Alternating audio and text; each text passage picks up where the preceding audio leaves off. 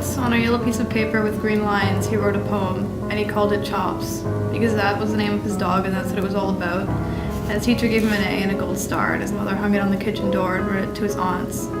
That was the year Father Tracy took all the kids to the zoo, and he let them sing on the bus. And his little sister was born, with tiny toenails and no hair, and his mother and father kissed a lot.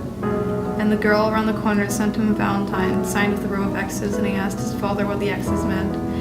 And his father always tucked him in bed at night and was always there to do it. Once on a piece of white paper with blue lines, he wrote a poem, and he called it Autumn, because that was the name of the season and that's what it was all about. And his teacher gave him an A and asked him to write more clearly, and his mother never hung it on the kitchen door because of the new paint.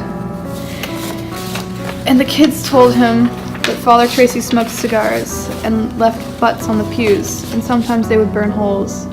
That was the year his sister got glasses with thick lens and black frames, and the girl around the corner laughed when he asked her to go see Santa Claus, and the kids told him why his mother and father kissed a lot, and his father never tucked him into bed at night, and his father got mad when he cried for him to do it.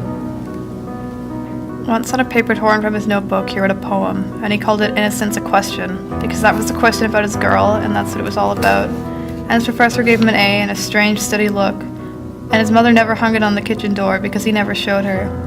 That was the year Father Tracy died, and he forgot how the end of the Apostles' Creed went, and he caught his sister making out on the back porch. And his mother and father never kissed or even talked, and the girl around the corner wore too much makeup that made him cough when he kissed her, but he kissed her anyways, because that was the thing to do. And at 3 a.m. he tucked himself into bed at night, his father snoring soundly.